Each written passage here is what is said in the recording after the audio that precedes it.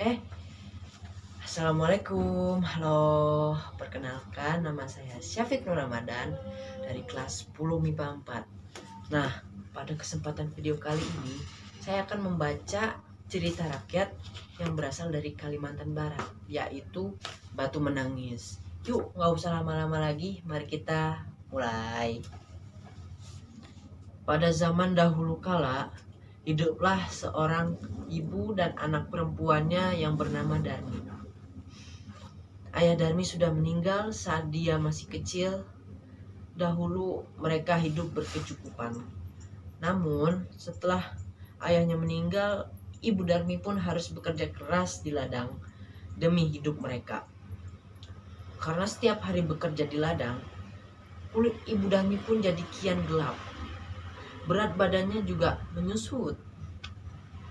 Semua dilakukannya demi Darmi, putri satu-satunya. Namun, apa yang dilakukannya Darmi? Dia tidak mau membantu ibunya. Kerjanya setiap hari hanya berdandan. Dia juga enggan keluar rumah karena takut kulitnya gelap seperti ibunya. Suatu hari, ibu Darmi hendak bekerja di ladang. Dia akan bekerja sampai sore hari, sebab musim panen sudah tiba dan ibunya berkata pada Darmi, "Darmi, bisakah kamu memasak hari ini, nak?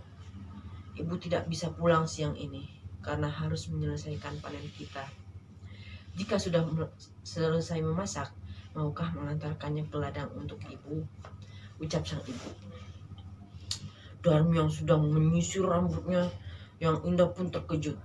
"Tidak mau, Bu. Jika aku memasak, rambutku bisa bau tungku. Aku kan habis keramas. Lalu jika aku mengantarkan makan ke ladang, nanti kulitku jadi hitam. Aku kan habis luluran," jawab si Darmi. Ibu Darmi yang mendengar jawaban tersebut pun hanya bisa menggelengkan kepalanya dengan sedih. Saat di ladang, ibu Darmi bekerja dengan keras. Dia mengumpulkan hasil panen dan besok akan dijualnya ke pasar. Sang ibu bekerja keras tanpa mempedulikan perutnya yang lapar. Saat lelah, dia beristirahat sambil meminum air kendi yang dibawanya. Dia pun berdoa dalam hati, "Ya Tuhan, tolong kami. Ubahlah anakku dan lepaskan dia dari sifat malasnya." Setelah pulang dari ladang, ia langsung pergi ke rumahnya. Betapa terkejutnya, di sana tidak ada makanan yang bisa untuk dimakan. Ternyata Darmi sama sekali tidak memasak. Darmi yang melihat ibunya pulang malah marah-marah. "Ibu ini kemana aja sih? Masa tidak ada makanan di rumah? Aku kan lapar. Seharian tidak makan," ucap Darmi. Ibunya pun menjawab dengan sabar, "Darmi, tadi kan ibu sudah menyuruhmu untuk memasak." Darmi yang mendengar jawaban itu langsung pergi meninggalkan ibunya yang kelaparan dan juga lelah. Keesokan harinya, ibu Darmi sudah bersiap dengan hasil panennya. Dia akan pergi ke pasar. "Darmi, ikutlah ibu ke pasar, nak. Ibu membutuhkanmu untuk membawa hasil ladang kita," ucap sang ibu. "Tidak mau, Bu. Nanti kulitku kotor. Apalagi kan pasar becek. Aduh, aku tidak bisa membayangkan kulitku yang bersih ikutan kotor," jawab si Darmi. Akhirnya ibu ke pasar sendiri dengan membawa hasil ladang itu. Sorenya, ibu Darmi membawa uang hasil panen. Tidak terlalu banyak, tapi cukup untuk membeli kebutuhan beberapa hari. Dan Darmi yang melihat ibunya sedang menghitung uang pun segera mendekati ibunya. "Bu, bedakku sudah habis. Tolong belikan dong, Bu," ucap Darmi. "Iya, ibu belikan. Tapi kamu harus ikut supaya ibu tidak salah beli," jawab sang ibu. Akhirnya Darmi yang terpaksa ikut perginya ke pasar dengan menggunakan payung. Tapi dia berbisik kepada ibunya, "Bu, nanti kita jalannya jangan berdampingan. Ibu di belakangku saja." Mendengar hal itu, Ibunya pun bertanya, "Kenapa Darmi?" Tanpa memberikan alasan, Darmi pun tetap memaksa ibunya untuk berjalan di belakangnya. Darmi sebenarnya malu berjalan bersama ibunya yang berkulit gelap dan wajah yang tak terawat. Tiba-tiba di tengah jalan ada seorang perempuan yang merupakan teman Darmi yang menghampiri dan bertanya, "Hai Darmi, kamu mau kemana?" tanya teman Darmi. Darmi pun menjawab, "Aku mau ke pasar." Teman perempuan Darmi yang melihat ibunya pun dengan pandangan bertanya, "Dia siapa Darmi? Ibumu ya?" Gitu.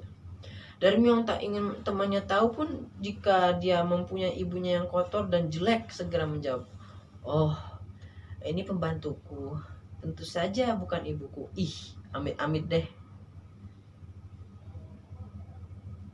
Betapa sedihnya sang ibu mendengarnya, namun hanya ditahan dalam hati. Mereka melanjutkan perjalanan. Darmi bertemu dengan seorang laki-laki, yaitu temannya yang lain. "Darmi, kamu mau kemana?" tanya teman laki-laki tersebut. "Aku mau ke pasar," gitu, jawab Darmi. Lalu temannya pun kembali bertanya kepada Darmi, "Ngomong-ngomong, siapa di belakangmu?" "Dia ibumu." Dengan segera Darmi langsung menjawab, "Bukan, dia bukan ibuku, tetap pembantuku," gitu, ucap Darmi. Sungguh hati ibu Darmi semakin sedih melihat anaknya yang begitu tega mengakui dirinya sebagai pembantu. Namun sekuat tenaga dia berusaha menahannya. Sampailah Darmi dan ibunya di pasar. Saat mereka akan memasuki pasar, lagi-lagi dia bertemu dengan temannya yang lain. Darmi dan temannya melakukan pembicaraan yang sama seperti teman-temannya dan mengakui ibunya sebagai pembantu. Ibu Darmi tak kuasa menahan air matanya. Dia sudah tidak kuat lagi dengan apa yang dikatakan anaknya itu. Maka dia pun berdoa dalam hati, "Ya Tuhan, hamba sudah tidak kuat lagi dengan sikap anak hamba. Tolong hukumlah dia agar menjadi jerak." Setelah selesai berdoa, tiba-tiba Darmi menjerit, "Ah, ibu, kenapa aku? Ada apa dengan kakiku? Kenapa tidak bisa digerakkan lagi?" Gitu, ucap Darmi. Sedikit demi sedikit, Darmi pun menjadi batu. Ibunya menangis pilu, "Maafkan aku nak, ini semua karena perlakuanmu terhadap ibu," ucap ibu sambil menangis. "Ampun bu, ampun, ampun bu, Darmi tidak akan mengulanginya lagi," ucap Darmi. Darmi pun menangis dan merintih kesakitan sambil meminta ampunan kepada ibunya. Sayang demi sayang, semua tak bisa kembali. Darmi pun tetap menjadi batu. Dia harus menanggung jawab atas perbuatannya karena durhaka terhadap ibunya yang sudah merawat dan menjaganya hingga besar.